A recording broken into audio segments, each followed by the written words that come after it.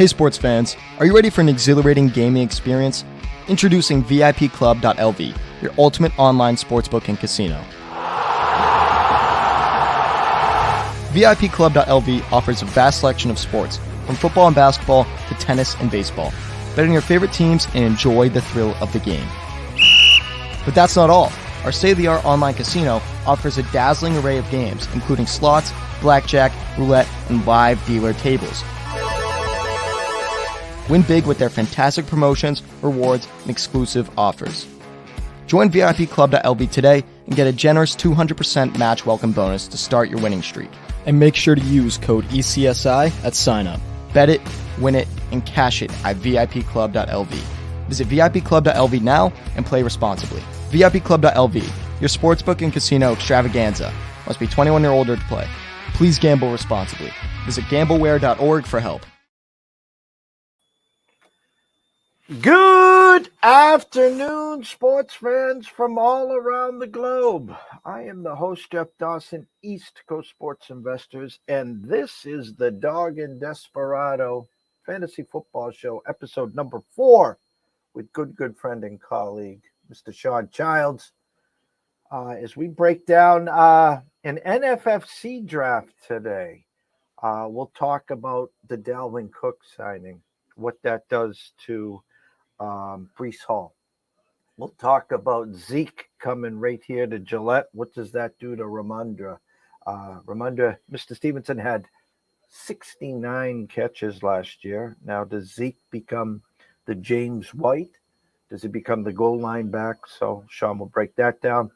If anyone was deep drafting in draft champions, 14-team leagues, and had Russell Gage on your radar for the Tampa Bay Bucks, injured and looks like we'll be out for the season, but we'll break down some injuries. There were some games played over the weekend. Some guys looked real good. They got a little bump up to believe the steam or not the steam. That is our job here, as it's August 16th. We're just 3 weeks away, guys. Labor Day is knocking on the door, and the first game, Kansas City at home versus the Lions, which will have a lot of implications in the fantasy world and in the NFFC. A free look. Picked up the Kansas City D as our second D. I had the Cowboys as our first D. So we get a free look at the Kansas City D and a couple wide receivers there as well. So shout out to the VIPclub.lv as our new sponsor. Use the ECSI promo code. Tell them JD sent you, and they'll take good care of you there. So without further ado, and Joe Shea working behind the glass here as our producer. The intern of the year, as we like to call him here at ECSI. Shout out to Joe. So good things working behind the scenes here. So without further ado, let's bring him in, the one and only Mr. Shawn Childs. Good afternoon, Jeff.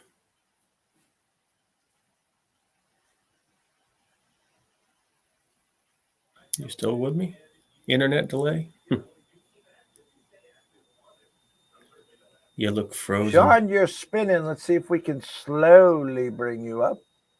You look like you're representing Disney right with the frozen. It's spinning, and that's the internet. There we go. We're in. Jesus. What's going on? Did they throw a flag on East Coast Sports Investor? Delay a game? Delay a game is right. This internet. I'm not blaming Comcast. I'm blaming other things. So that's for another show. How are you? I'm doing all right. You know, it's getting more than halfway through the best ball mania thing I've been doing on. So now it's transition into the real drafts where you have to set lineups and hopefully eliminate some decisions and just have the best lineup possible and hopefully have success this year. Games last week for the weekend. Some guys, I don't want to say shined, but I'll be the first to say, some guys looked pretty damn good. Now, am I moving them up 3, 4, 5 rounds? No, I'm not. Shout out to Connor. What's up, Connor? Thank you for joining us here. Some injuries. I guess we'll start here. Dalvin Cook signs with The Jets. I all along said what I'm hearing is they were a little leery of Brees Hall. In other words, they didn't want to rush him back um, coming off the injury. Real tough 6 games. They open up at home against Buffalo, then they go right out to Dallas afterward. So we know Aaron Rodgers is there. If you start 2-4, does he stay engaged? Do you start 4-2? And we get the old Aaron Rodgers. So they add Dalvin Cook, already seeing a drop in Brees Hall. Do they just run Dalvin into the ground? And Brees Hall's that second half guy that takes you to the regular season championship into the playoffs. So initial thoughts with Dalvin Cook. Cook's definitely an upgrade over the backup running back position, based on the experience, and he can be a 3-down option. When I did the original projections for the Jets, I still had, even though I had a Brees Hall like kind of up high and thing. I actually think he's going to play in week 1. He's going to be active more than most. So I'm going to be against the grain on my opinion on that. And their off-season reports were positive. We saw him running around the field yesterday. He looked okay. He's got plenty of time to get ready, but he's not going to get the bulk of carries. Obviously, they're going to mix him in. But as far as Cook is, he's probably going to be the lead guy the first 2 weeks. But long term, Hall is the guy. He's the young, sexy, upside, explosive player, and he's going to be very exciting. I think that in drafts, he's going to fluctuate in value. But as I started to say, there was I had 168, 165 carries going to, 2 or 3 other backs on the Jets. So once they sign Cook, he's going to gravitate. I got him right now at 129 rushes and 33 catches, 160 something touches. Maybe he gets to 180, but I knocked off like 20 carries to Hall. Figured, Cook being there for sure is going to tape him in the first 2 or 3 weeks in September. But overall, I'm pretty bullish on Hall's outlook. He still ranks as the top 14 wide receiver for me. I mean, a running back for me, and with 50 catches and I don't know, probably close to 1,400 yards and some touchdowns. So I'm excited about Hall. If he's fallen now, I'm buying for sure. Cook's probably a wide receiver 35 for me. What do you think? Running back, you mean 35? Wide receiver. I keep doing a running back. Yeah. I was not on Hall last year, and then I watched him run like Kenneth Walker, which I fell into Kenneth Walker. I was impressed with his skill set. I was impressed with everything with him. Then the injury. I wasn't buying in the 4th round. I'm more in the wide receiver lanes in that 3-4 turn or where Hall was going. If you're going to gift wrap me him at 6, it depends on how you put your team together. That's that David Montgomery lane, which I think is the steal of all steals right now. And so now you're seeing some of those backs drop a little, and there's the honey hole in that 5th round to 10th round where you can shop your way around. So with what you're saying, I agree with Brees Hall. The question is, can you put your team together where are you going to play him right out of the gate? In other words, are you going to need to lean on him as your number 2 back and versus ease him in? Hey, I don't need him right away. I can let Dalvin steal whatever. I mean, your early projections off the top of your head, I mean, is he 8 to 10 touches, a handful of catches? I mean, without a touchdown, is he serviceable in that 10 to 12 point range? If you ask me, I would think he would get 8 to 10 touches and maybe 3 catches for the game, something like that. And then does he get a score?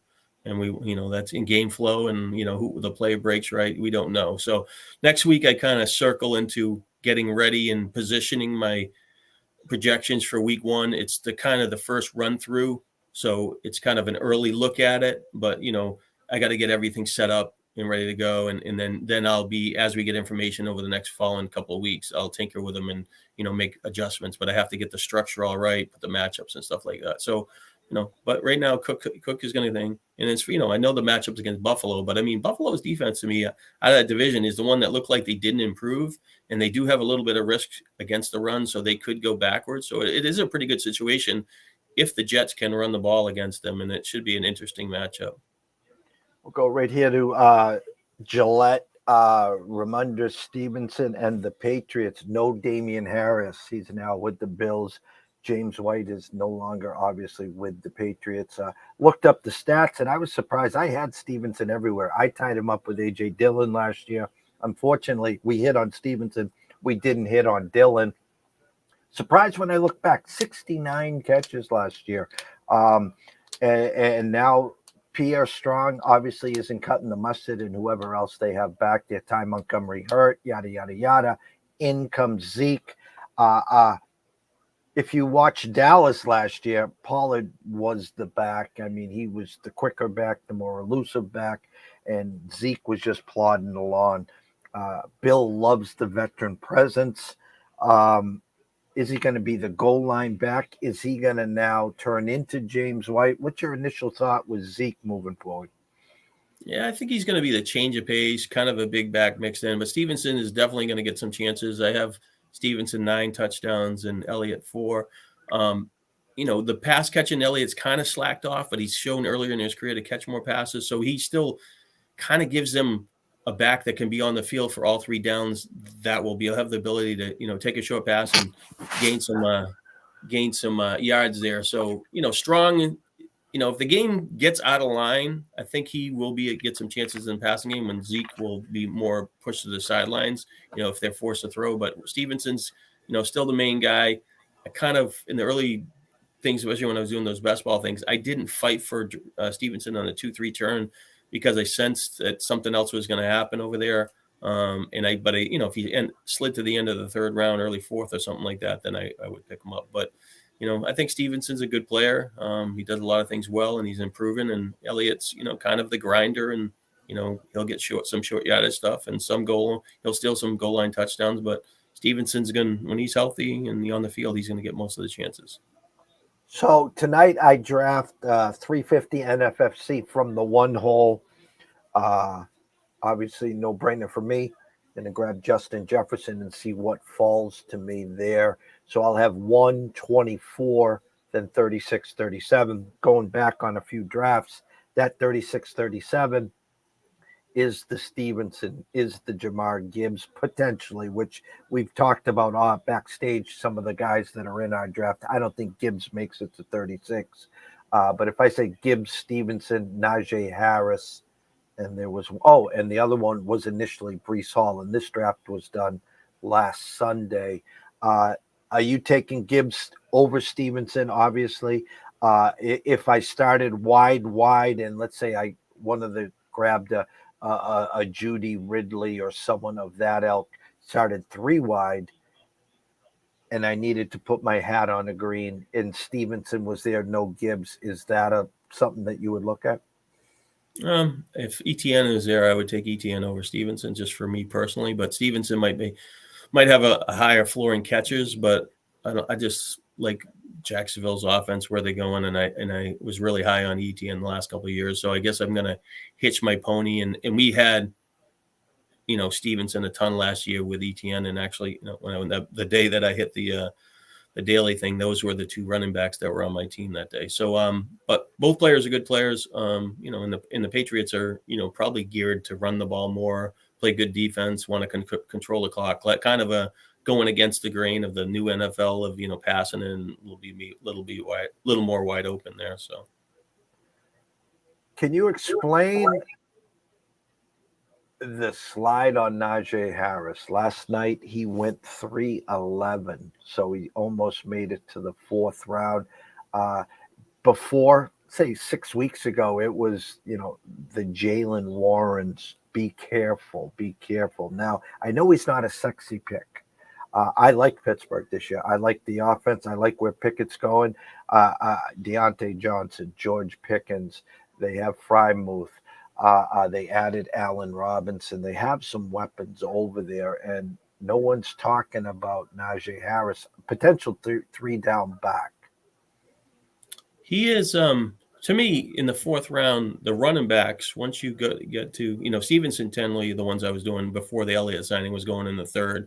So ETN and Gibbs were kind of on the turn, and Harris was kind of in that equation, and Hall, because of, you didn't know where things. So to me, it was pretty much a no-brainer to take Harris over Hall because of the he's healthy and you know where he's at. Even though somebody's going to split with him, you think that, but it's as either one of them slides, I would take him because the next running back off the board most of the time is Mixon, who's got some off the field things, but he plays in the right offense. But I kind of didn't gravitate too much to Mixon and Aaron Jones. But if I did take either one of those, I made sure I got a handcuffs. But where I got Harris, I feel like I got a nice 3-down back, even though the running back behind him is going to catch some passes. I think he's a pretty solid player. I think there's kind of a drop off, at least as far as touches behind him of what people are going to do. Like, because Harris will catch some balls. Harris, bottom line is he needs to make bigger plays. And is it him or the offensive line, or is it the overall offense that needs to be better? So I think, like you said, the offense for you is better. So they would probably create more scoring chances, which would help his touchdowns. And he would probably for sure be the goal line guy there. So Harris, I'm drafting in that spot. I'm probably not going to fight for him in front of the other players, but I could see him outperforming Stevenson if the touchdowns and, the overall volume of the team, increased for the running back position. I know last year you were down on the offensive line on the Steelers. Did they make improvements this year?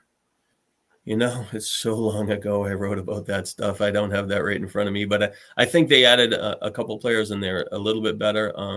Just, when a couple of years ago when Roethlisberger was throwing the ball so many times, he was getting the ball out quick. He didn't have much time, but everything was so short and close to the line of scrimmage. They got to be a little bit more explosive.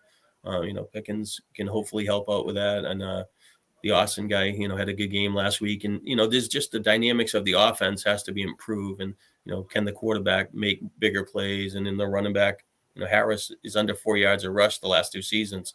That's not a superstar running back, but especially when he doesn't have many runs over 20 yards. But you would think he's kind of like Derrick Henry, where he's a big back and he kind of pound his way through, but that hasn't materialized so far in his career. So just kind of neutral. And I was looking at the prop stuff for Underdog before I did this. And, it's kind of eye-opening. If you like Pittsburgh, you could bet some of, the quarterbacks over-unders and their 2 receivers and stuff like that. They're all relatively low, especially in like touchdowns and yards and stuff like that. So, if you want to shove in, there's an opportunity for you there.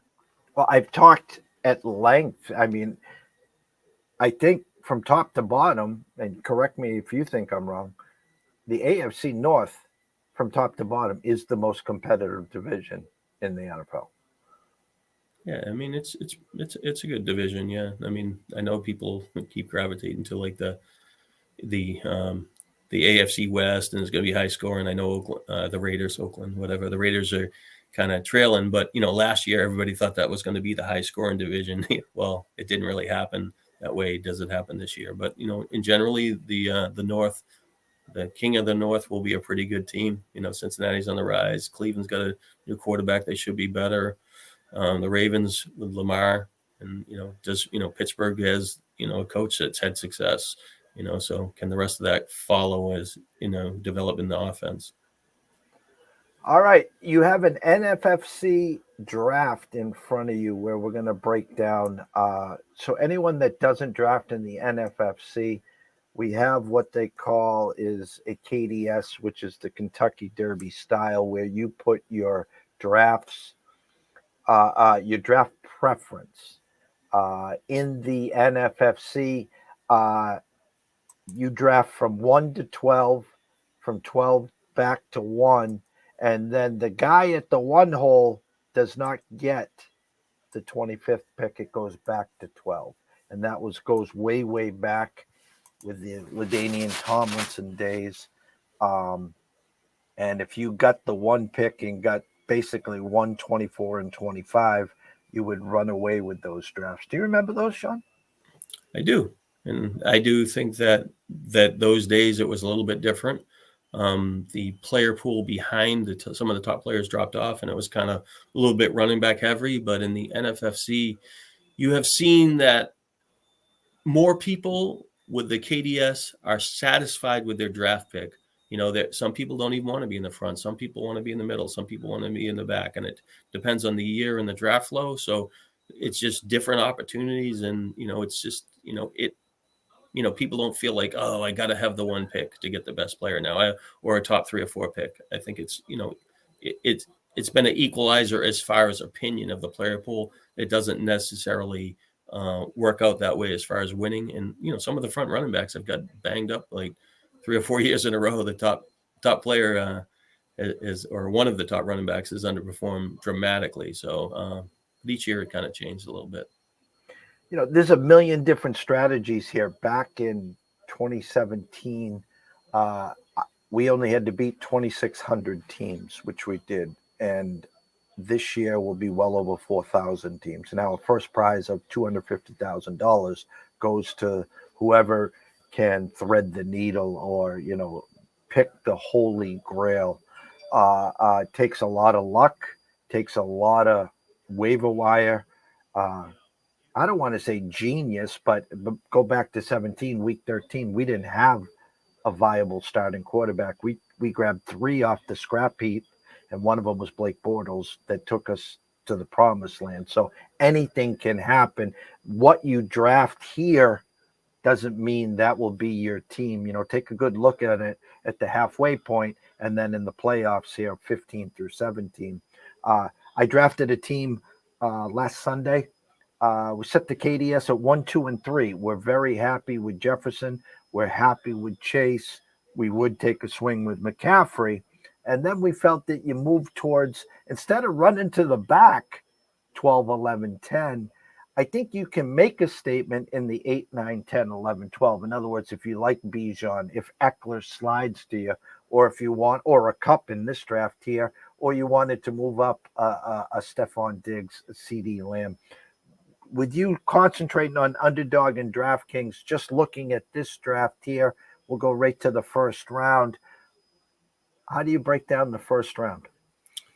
It pretty much is, overlaps what's, basically what's been happening. Bijan Robinson has jumped in front of Eckler in some drafts. Kelsey has like a range in the middle.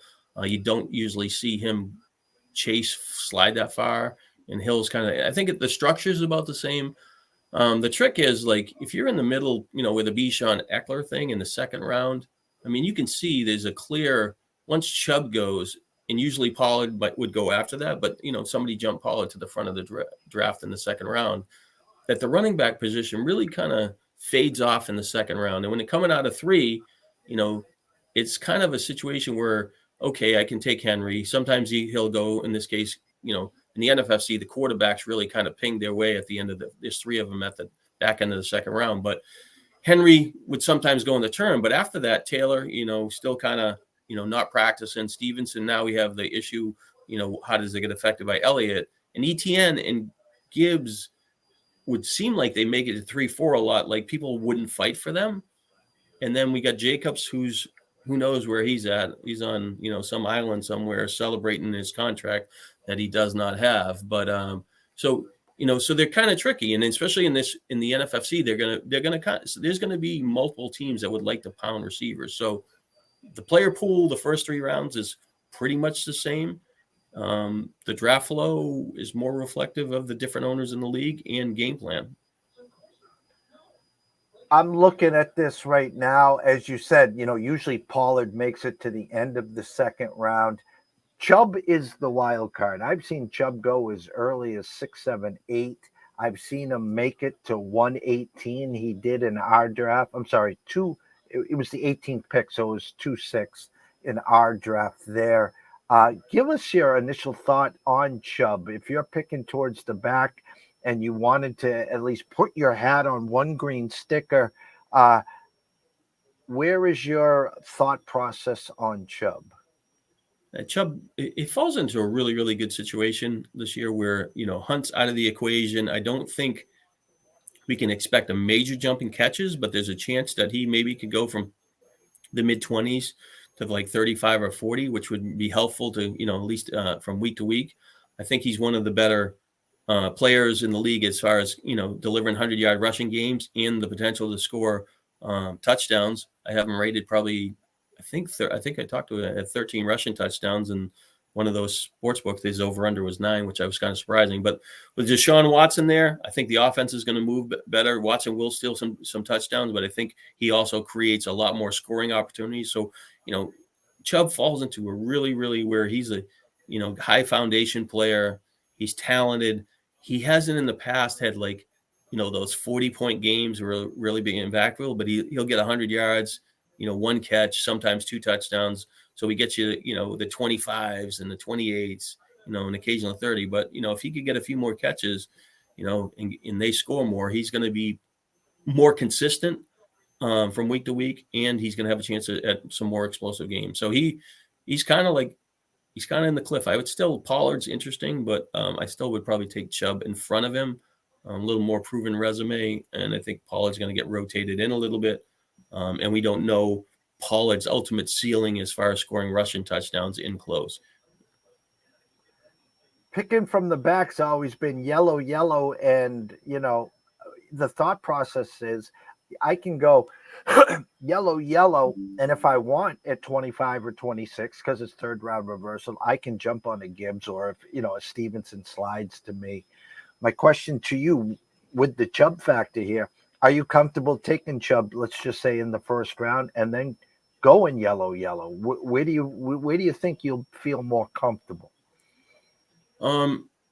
Personally, I would definitely take Barkley in front of him. So it's kind of the cutoff.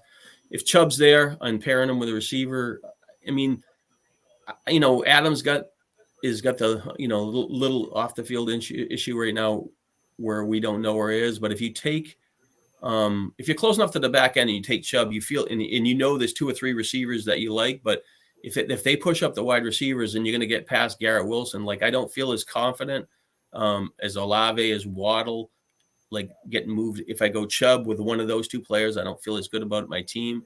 I'm more in the Devontae Smith camp than those other 2 players. But it's just ultimately is, if you take Chubb in the first round, is there enough options that you can trust to make it in the second and third, and in the second round? But in the third, coming out of the third, there is, Higgins is good, Metcalf is good, Judy's good, Ridley is a hot thing. So I think the options on the third round are really, really better than, you could trap yourself. Like if you're at 10 and you say, all right, I'm going to take Chubb here at 10 and get running back, but then you got the next 2 guys go wide receiver, and now do I want to take Devontae when he's kind of got some issue, but I still like him?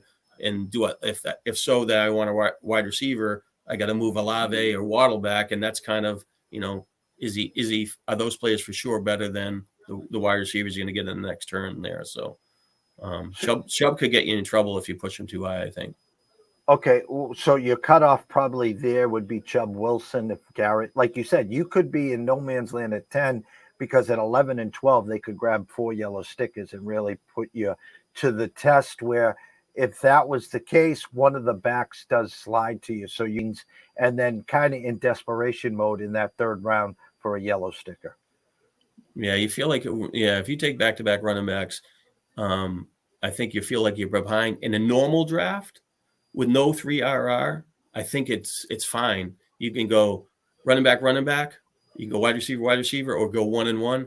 The 3-4 turn, you get presented with the ETNs and the Gibbs, and the receivers are okay just to the beginning of the 4th round.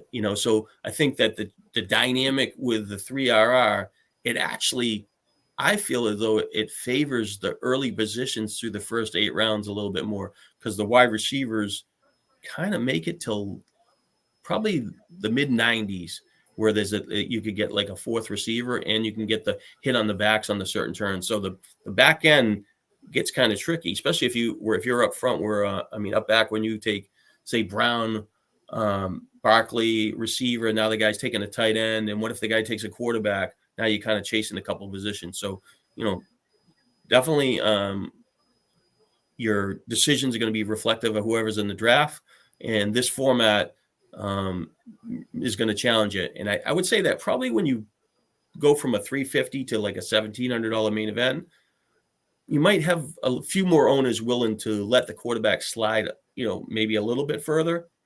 So that would be the change in dynamics, where at the $350 level, people are more, they can do multiple teams and they want a good quarterback, and sometimes they're looking for hookups as well. So those are two kind of things you need to think about when you're playing, different formats and different price levels. We've talked at length about the third round wide receivers. I have 0 shares of Amari Cooper. I've always been a big Debo guy. I'm actually more in the IU camp this year. Currently, Calvin Ridley, I've seen as high as the second round. I keep telling everyone he is this year's Michael Pittman, meaning the big mover right now. You're seeing nothing but great plays. You're hearing nothing about where the Jaguars' offense is going. So it's a tough pill to swallow where he's going right now. Keenan Allen, it's just, if we had the crystal ball, he was going to play 16, 17 games, fine. But, every time he makes a catch, you hope he gets up. My love affair with Judy this year, I'm expecting big things. Wilson bounced back, a Sean Payton addition. They've lost some wide receivers due to injuries already. I think Judy, he scored this past weekend. It was just a 20-yard little thing, dink and dunk. But again, I have high expectations for Judy. We know about Metcalf, big, strong Darryl Boston physique. Gino took care of him last year. He still has Lockett. They added in Jigba there. T. Higgins, Mr. Scott Kelly, if you're watching, I know he's on your hit parade. He did us so dirty last year. Said to everyone he's playing, first play, runs an 8-yard out route to the sideline, and he stayed there the rest of the day. I'm very, very disappointed there. It gets to the 4th round, first pick. If I go Mike Williams, who's the same as DK, is the same as Allen with injuries, D-Hop now in Tennessee, not practicing, blah, blah, blah, blah, blah. DJ Moore. Now, he looked good. Well, a little almost bubble screen took it to the house. My question to you is, give me your take on Christian Watson to start. I'm kind of fading Watson. I've entered 300 teams in the DraftKings and Underdog, 150 in each max entry in their $1 million maker things or whatever they got going there. But I have only drafted Watson once, and he slid to the end of the 5th round. When he's there, I just thought Rodgers was a big part of his success. As far as like scoring in close, he scored those 7 touchdowns over 4 games. And some of those plays were long, developing across the field, get open type of plays. And I think Rodgers just has the skill set to deliver those passes. I need to see Love doing it. I understand his speed, his big playability, and they're seeing the touchdowns from last year. But, is that whole package going to come this year?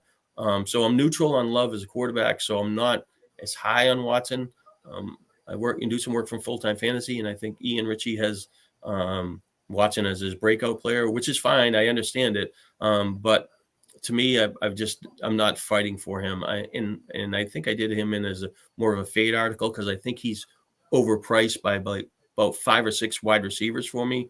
But there is a chance he always outperforms my expectations. And I think he is a very good player and talent and has upside. So I get the attraction there. Well, I'm going to let you take over the draft here. I'm going to let you take it either from a team's perspective who drafted in this that you know of, or just how it flowed, some mistakes, maybe some guys that moved up that shouldn't have, or some players that slipped through the cracks that you think that you could have developed a team in a different way. Well, I'll talk about 3 and 4 right out of the gate because a friend of mine on the West Coast said he was signing up for a draft at 10 o'clock at night, and would I be around or whatever. And he reads some of my stuff, but he's not really got all the background and not ready to. He wasn't ready to be the decision maker. So he started and he took Kelsey, and he's looking for the advantage there. And I guess when you're taking Kelsey, if you're taking him that early, I don't know. Mahomes isn't going to make it a lot. So was he looking for a hookup? He didn't get it, or what his philosophy was. But once he took Kelsey, and now he's kind of in a funny position because, the running backs, they take Pollard early. After that, when we got 7 or 8 players, 10 players where there's no running backs getting drafted. So if he wanted a running back, who was he going to take there to move up? And so he ends up taking Hurts, which is fine. So he's got a quarterback from a high scoring team, and then, an edge at tight end, but now he has to chase the wide receiver running back position. So Samuel's a good player. I would, in this particular case where he was at, I would much rather have had Ridley. I thought that the team at Team 4 really kind of capitalized. He got, chased the fall. He took Waddle, which is a really good option there. Personally, I have Devontae Smith. I would prefer to have a piece of Philly's offense than Miami's offense, just because if the quarterback had an issue. So I would have been Chase Smith, but I mean, there's nothing wrong with Waddle and his talent. I know he's banged up a little bit, but the Ridley would have been, right where you're talking about, like Ridley's the mover. But now in this particular case, he gives a real big edge at wide receiver 3 if he lives up to expectations. So Team 3 ends up taking Samuel, who's, he was awesome 2 years ago. Last year, it just, he kind of wasn't the same player, a little banged up, had some injuries, and just really didn't get going, and really didn't have as much of an impact running the ball as he did. But he has the talent to be explosive. Coming back with no running back, I would have taken Gibbs 100%. So him not taking Gibbs actually helped out Team 4 again. So I really like the out of the gate there. But Williams, he has the big playability, size. You obviously discussed his injury past. There's a lot to like about him, other than can he be more consistent from week to week, and can he stay on the field? And he hasn't missed. Last year he missed time, but in years past he hasn't missed as many games as you would think. But so anyway, Mike Williams, Team 4 gets Gibbs, comes back now. Both teams, the quarterbacks get run off for Team 4. So he takes the advantage of Kittle. I understand that. The running back, this is where, based on my information and my research, and this is pre-Dobbins report and thing, I have multiple players probably ranked ahead of Dobbins, and I know a lot of people like him. I just think he wants a contract. Not sure about his catches. I think he'll play well at times, and scored some touchdowns because Lamar's going to steal him. But I would have, in this case, I would have moved up. If I was beat there, I would have went to my cheat sheet and moved up to Javonte Williams in that place, because I have him rated down. So I think he's 16th. But it's not, Dobbins isn't a bad pick. It's just, I think the other guy has a chance to have a higher ceiling, even though he's coming off an injury with the Peyton factor. So when he's coming back, he takes Lockett, nice steady receiver. Team 4 takes, Kenneth Walker.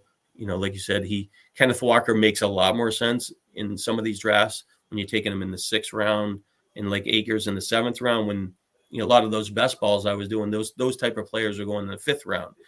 When I'm looking at them, I can't pull the trigger on those, because I think the range of running backs behind them are better. Or have different profiles, and could be, especially in a PPR format.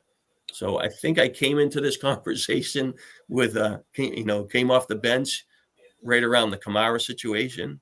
So I kind of pointed him, take the beating at Kamara, pushed him towards Michael Thomas at Team 3, because I think he's the potential to be a lot higher. And then, where he was at running back, he had to handcuff Glenn. Oh, sorry, I shouldn't say Glenn, but the team, the other team that's at Team 8, took Elijah Moore, really intriguing player, A-Chain, another back with upside. So, to me, Team 4, I like the structure a lot better.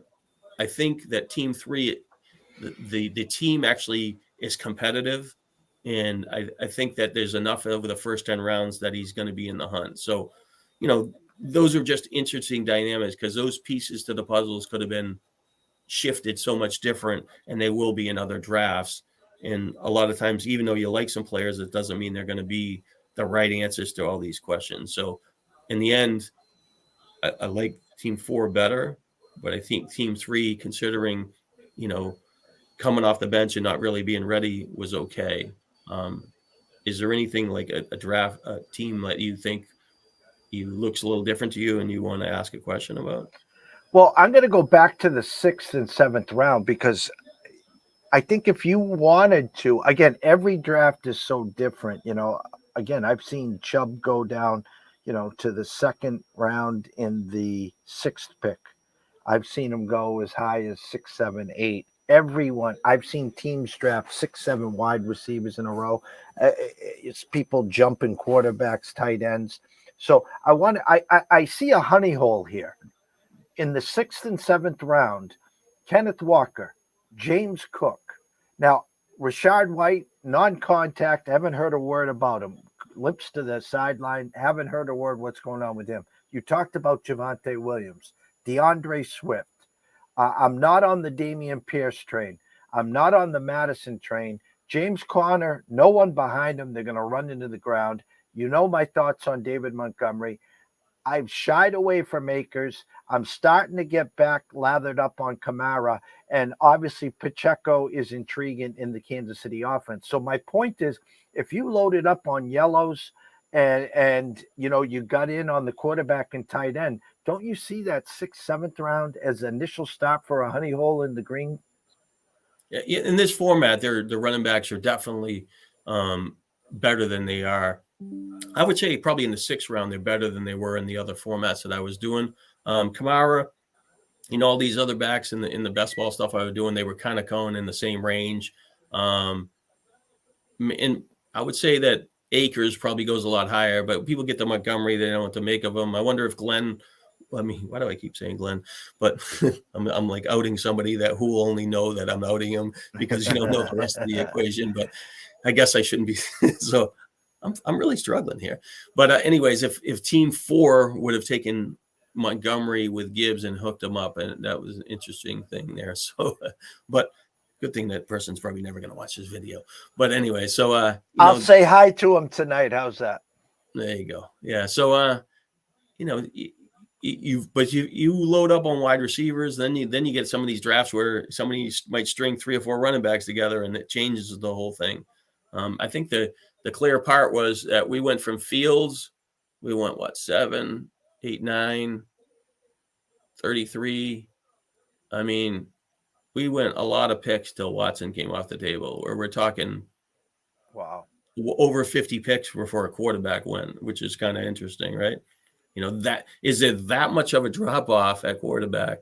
And I guess that's probably going to be the case in a lot of drafts. 3, 4, 6, 8 teams already had a quarterback, so the other 4 can decide where they want to go, and each person might have an opinion of who they like better.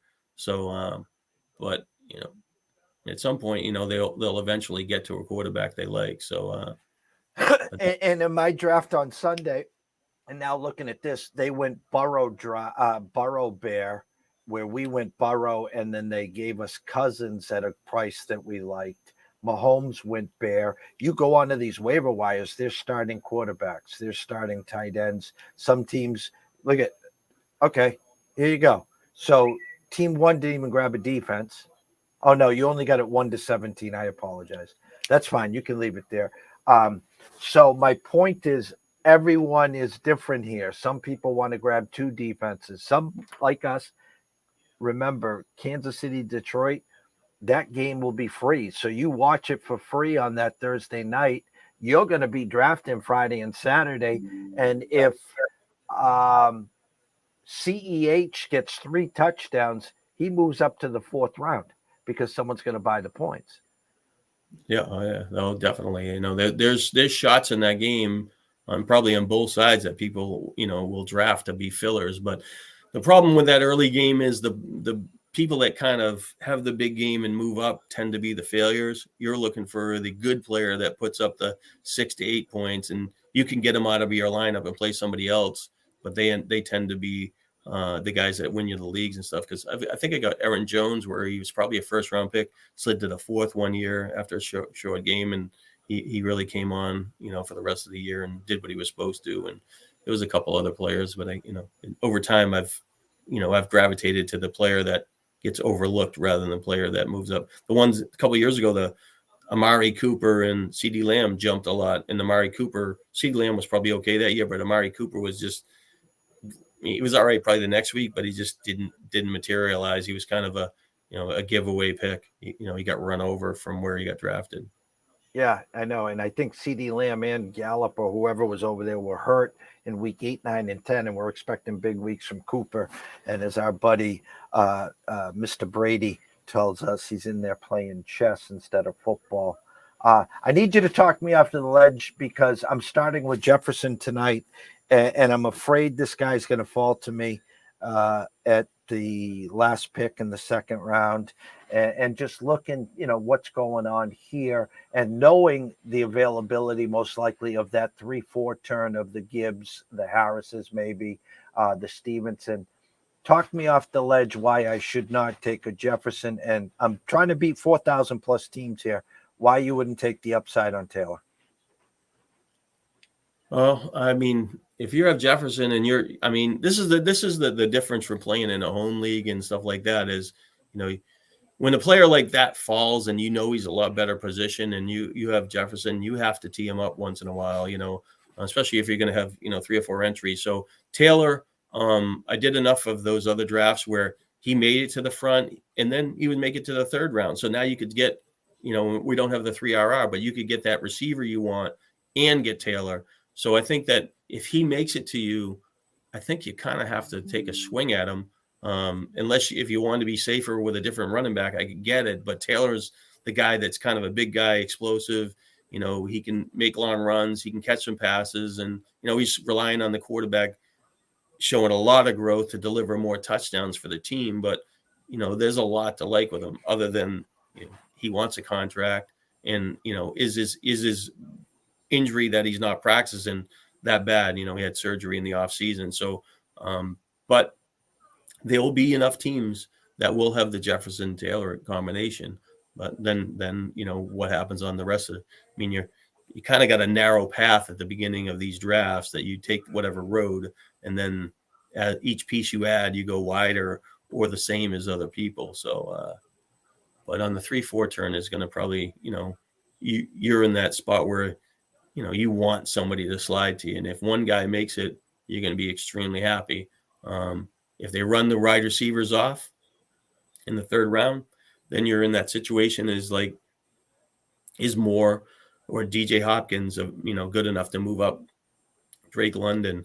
So, you can get really kind of tripped up there if you go in a funny direction. But generally from the 1-2 position, I think you're pretty good at 3, 4, 5, 6, and 7, 8, depending on your plan and what you see.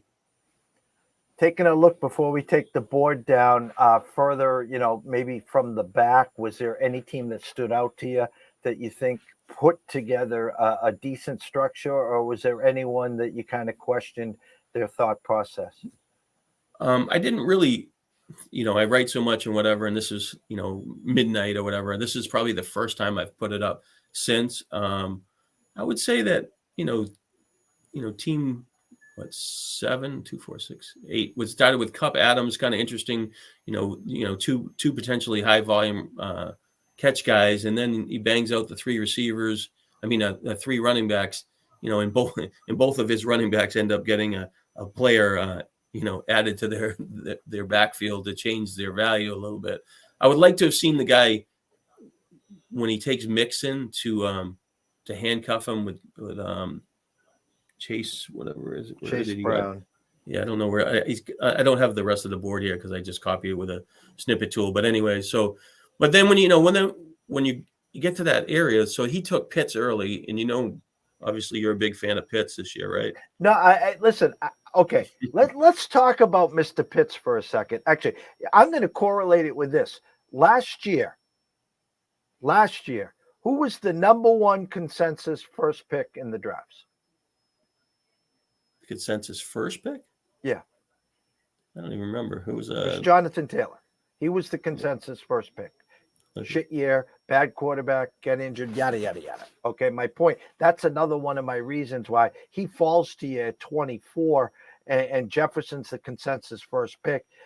There are a lot of questions with him, contract, little nicked up. Anthony Richardson, which we haven't discussed, by the way, the new head coach was the OC of Philly, who has brought Jalen Hurts along. So that's why the Anthony Richardson pick there, they're hoping that he is able to bring him along like he did Jalen Hurts there. But my thing with Pitts is generational talent. The next coming to you know what. Has Drake London, bad quarterback play last year. They had Bijan. Now we got Ritter, who no one knows about. Where he slid, and we get sniped. We were one pick away from Deontay Johnson, who would have been our number 4. Our team looks entirely different. Now we're hoping it's Pitts.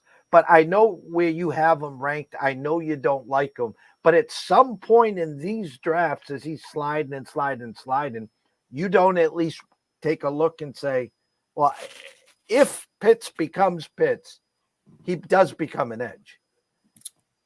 Well, there's 2 things here. A, he doesn't really slide that much because he goes he's going in front of Goddard, which is from Philly. He doesn't go any further than that. He's going like the 7th, tight end at the latest. I don't see Ingram going in front of him. So, all right. So in his rookie season, what did he catch? Like 68 balls for 1,000-something yards, and he had like 1-2 touchdowns, right? Pretty exciting season, right? For rookie. No. You get excited about that, right? Not for him, not for his buildup. No, but that's a great rookie season. But what was different between then and now? Not including the injury. Quarterback? The offense is different. That Ryan was there. He'd throw the ball like 600 times. So now you have a running quarterback that he's going to throw the ball a lot less. So now even if he threw the ball 600 times and now he throws 500, where would his opportunity go? Now, does he become a 55 catch guy, a 60 catch guy? Where is his equation? Is it 600, 900? If he was 100% healthy. So he has a natural regression of his opportunity. Now he's coming off an injury. He was wearing a knee brace.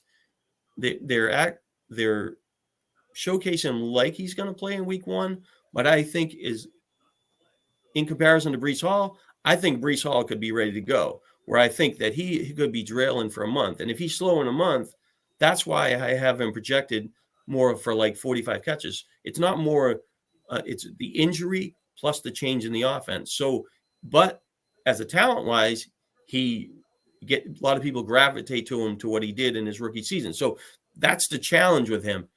If he slid in drafts where now, like, especially these ones where he's setting the lineup, if he goes to like, let's say the 8th round and you take him and you get the rest of your structure right, and you end up with a second tight end, you're going to be, you potentially could be okay, because now you're going to you can play the other tight end for a month, and then he plays at the end of the season, but his ceiling might not be as high as you thought.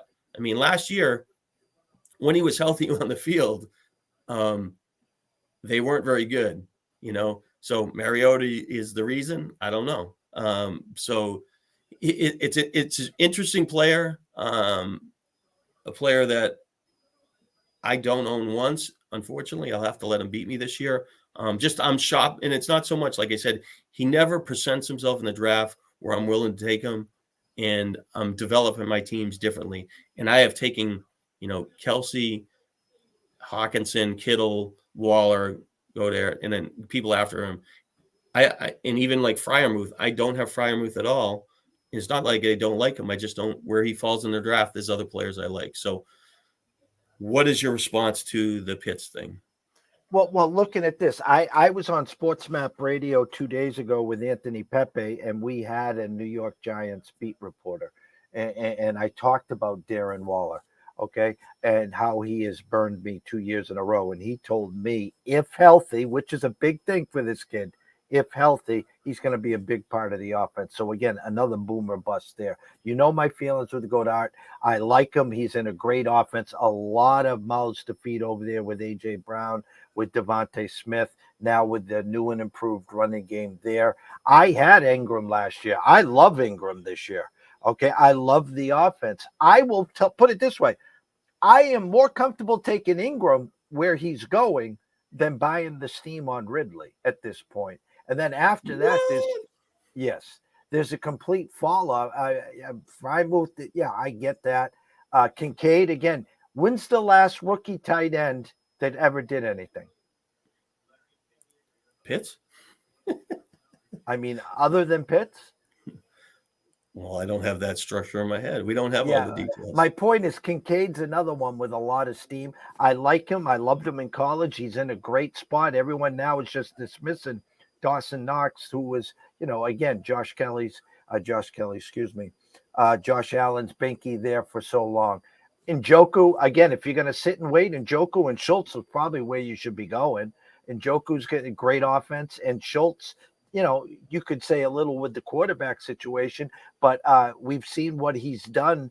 I think he's going to be a part of that offense. So if you're going to sit back and build your structure and you're not going to get into the Kelces and the Hawkinson, the Andrews, and the Kittles, you want to talk about Kittle, again, great situation. But again, another one off an injured game time decision, will miss a couple games as well.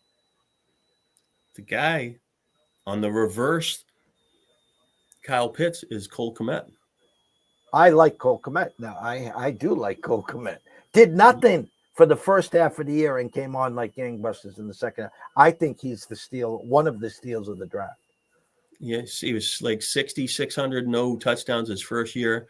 Last year, he had 50-something catches, a little regression in yards, but he had the 7 TDs. But what people don't tie into that is they threw the ball 377 times, the lowest among the league. The same thing when I was saying about Matt Ryan, 600. We go down to 500 for his quarterback.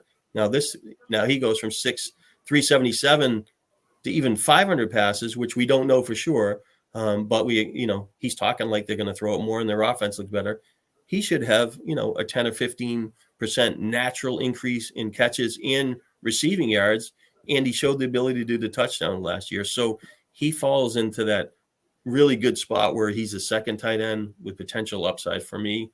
There's a lot of them. You can make a case for different reasons. The Detroit rookie tight end's getting some buzz.